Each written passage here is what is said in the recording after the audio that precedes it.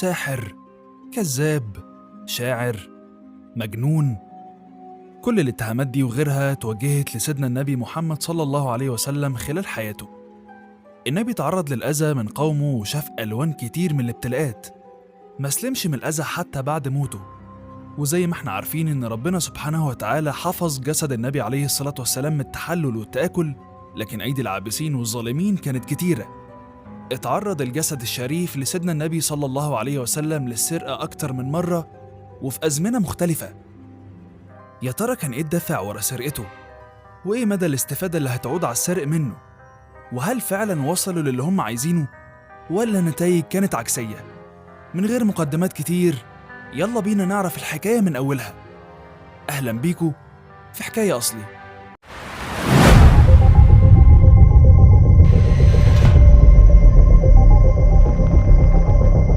حكاية أصلي، الحكاية من أولها.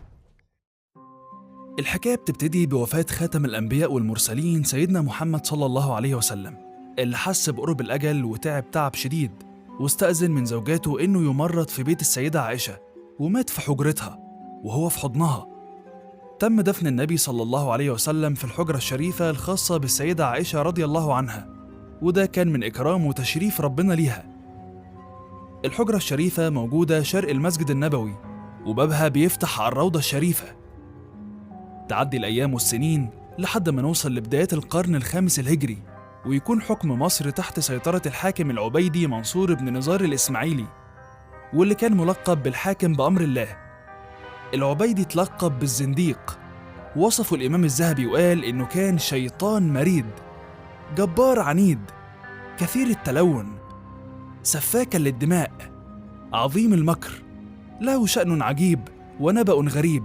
كان فرعون زمانه أمر بسب الصحابة رضي الله عنهم وبكتابة ذلك على أبواب المساجد والشوارع.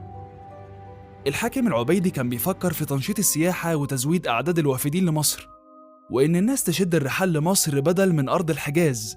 وبطبيعة الحال فالحاكم الفاسد دايما محاط بالفسدة والمفسدين، فالبعض منهم اقترح عليه إنه ينقل جسد النبي صلى الله عليه وسلم واتنين من الصحابة لمصر، وقالوا له متى تم ذلك شد الناس رحالهم من أقطار الأرض إلى مصر، وكانت منقبة لسكانها. والفكرة عجبت الحاكم العبيدي جدا، وبدون تردد استدعى واحد من القاهرة وهو أبو الفتوح، وأمره إنه يروح بنفسه ويسرق جسد النبي صلى الله عليه وسلم. أبو الفتوح كان عليه السمع والطاعة، لكن الموضوع ما كانش مرضي بالنسبة له أبدا، وكان حاسس بالذنب. أنت متخيل البشاعة أصلا؟ فكرة إنه يخرج جسد حد ميت من قبره دي في حد ذاتها مصيبة، بس ده مش هيخرج جسد أي حد، ده سيد الأنبياء سيدنا محمد عليه الصلاة والسلام. إزاي هيتجرأ على حرمته وهو كمان ميت؟ اضطر ينفذ الأمر وخد بعض الجنود معاه، ولحسن الحظ الأمر اتكشف، والناس كانوا هيقتلوه هو واللي معاه، خاصة لما عملوا مجلس وحاضروا أحد القراء وتلا قول الله تعالى: ألا تقاتلون قوما نكثوا أيمانهم وهموا بإخراج الرسول وهم بدؤوكم أول مرة أتخشونهم فالله أحق أن تخشوه إن كنتم مؤمنين. أبو الفتوح اعتبر أن اللي حصل ده إشارة من ربنا، وحس بضيق في صدره وخاف من العقاب، وقال الله أحق أن يخشى. وقتها قرر أنه مش هينفذ الأمر، لكن ما كانش عارف إيه الحجة اللي ممكن هيقدمها للعبيدي، ولأن ربنا أراد بيه الخير فقامت بالليل رياح شديدة جدا كادت تزلزل الأرض، لدرجة إن الإبل والخيول كانت بتتدحرج على الأرض. أبو الفتوح فرح بيها جدا واستغلها كعذر لعدم تنفيذ المهمة، وأعلن التوبة لله عز وجل. ورغم كده العبيدي ما اعتبرش ده إنذار، وما كانش اللي حصل بالنسبة له موعظة، فكرر محاولاته للمرة التانية، ومن جديد يبعت حد ينبش قبر النبي صلى الله عليه وسلم. والشخص ده تسلل لبيت قرب القبر، وفضل هو واللي معاه يحفروا تحت الأرض، وكانوا فعلا هيوصلوا لحد ما الناس شافت أنوار وسمعوا أصوات، فابتدوا ينادوا على بعض ويقولوا إن نبيكم ينبش. اتجمع الناس وطلعوهم وقتلوهم. أما المحاولة الثالثة اللي حصلت سنة 557 هجرية فكانت عجيبة جدا، حصلت في عهد السلطان والملك العادل نور الدين الزنكي رحمة الله عليه. الغريب في المحاولة دي إنها اتكشفت قبل ما تحصل برؤية أراد ربنا إن السلطان نور الدين يشوفها في منامه، فشاف سيدنا النبي صلى الله عليه وسلم بيشاور على 2 من رجال ليهم شعر أشقر وبيقول له: أنقذني من هذين. اتفزع السلطان وقام وصلى ركعتين ونام، فشاف نفس الرؤية مرة تانية واتكررت نفس الرؤية 3 مرات. أدرك وقتها إنه مش وقت نوم وإن دي رسالة من ربنا، فاجتمع بالوزير جمال الدين الموصلي، وكان أحد الرجال الصالحين واللي أشار عليه يروح للمدينة المنورة في أسرع وقت، وقال له: وما قعودك؟ اخرج الآن إلى المدينة النبوية واكتب ما رأيت.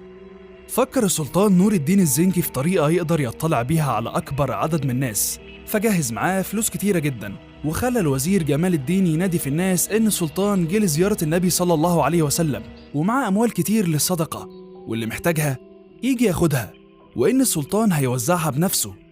وفضل السلطان يوزع الفلوس ويتفحص وجوه الناس، يمكن يلاقي فيهم الاتنين اللي شافهم في المنام، لحد ما الناس بطلت تيجي وملقاش اللي بيدور عليه، فابتدى يمشي بين الناس ويسألهم عن أي حد محتاج أو حد غريب يعرفوه. فقالوا له إن في 2 أغنياء من بلاد المغرب ما بياخدوش أي حاجة من حد، وواضح صفات الصلاح زي الصدقة على كل المحتاجين وكتر الصلاة والصيام وزيارة البقيع وقباء. وبالبحث قدر يوصل لهم، وأول ما شافهم عرفهم، هم دول اللي ربنا كشفهم ليه في المنام. فسألهم عن المكان اللي جايين منه، فقالوا له من بلاد المغرب، جئنا حاجين فاخترنا المجاورة والسكن بالمدينة النبوية. السلطان ما كانش مصدقهم، فطلب منهم يقولوا الصدق، فصمموا على كلامهم، فاتأكدت شكوك السلطان ناحيتهم. فضل السلطان نور الدين زنكي يتتبعهم ويراقب تحركاتهم، وفتش في بيتهم ورفع حصيرة من على الأرض، فاكتشف سرداب كبير محفور من عندهم وبيوصل للحجرة الشريفة، فقام مسكهم وضربهم ضرب شديد عشان يجبرهم على الاعتراف، لحد ما اعترفوا إن هم أصلا نصارى وخدوا فلوس كتيرة جدا مقابل العمل ده. فأمر السلطان بقتلهم، وأمر كمان بالحفر حوالين الحجرة الشريفة وأذاب فيها مادة الرصاص لحد ما اتحوطت بصورة عظيم جدا. كل المحاولات دي كانت بتحصل في السر وبخطط متدبرة كويس جدا، لكن المحاولة اللي هنتكلم عنها دلوقتي كانت في العلن، والمسؤولين عنها كانوا بيقولوا ده بوضوح وبينقلوه بين الناس وكأنه كان تحدي منهم لربنا. ففي سنة 578 للهجرة جت مجموعة من نصارى الشام بمراكبهم لحد ما وصلوا البحر الأحمر، وبدأوا يشيعوا الخبر في الناس إن هم متجهين للمدينة المنورة لإخراج جسد محمد من قبره. وفي طريقهم قتلوا أعداد من المسلمين، ولما الخبر وصل لأهل القاهرة واسكندرية جهزوا نفسهم ولحقوهم قبل ما يوصلوا المدينة المنورة، وقتلوا جزء منهم وأسروا الباقي، وفرقوهم على البلاد عشان يقتلوهم وعشان يكونوا عبرة لغيرهم.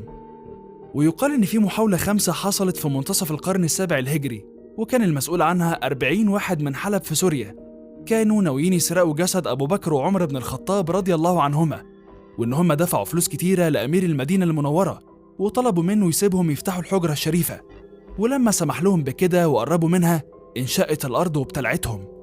ولكن الله أعلم بصدق الرواية دي، وسواء كانت المحاولات دي هي كل اللي حصل أو كان في غيرها أو حتى هيحصل بعد كده، فاللي غايب عن اللي بيخططوا لها وبتغفل قلوبهم عنه إن ربنا سبحانه وتعالى حفظ سيدنا النبي صلى الله عليه وسلم حي وهيحفظه حتى قيام الساعة، وإن مكرهم ما يسويش أي شيء قصاد مكر ربنا سبحانه وتعالى. ربنا سبحانه وتعالى حفظ جسد النبي صلى الله عليه وسلم من التحلل والتآكل، فهو وحده بحفظه وقدرته قادر يحفظ جسد النبي صلى الله عليه وسلم من أي إيد بتحاول تمتد ليه بالسوء. فاللهم من أراد بحبيبك سوءا فرد كيده في نحره واجعله عبرة لمن يعتبر. بس كده يا سيدي، بكده خلصت حكايتنا النهاردة، وكالعادة مستنين أراكم في التعليقات. كان معاكم تيم حكاية أصلي، استنونا في الحلقات الجاية.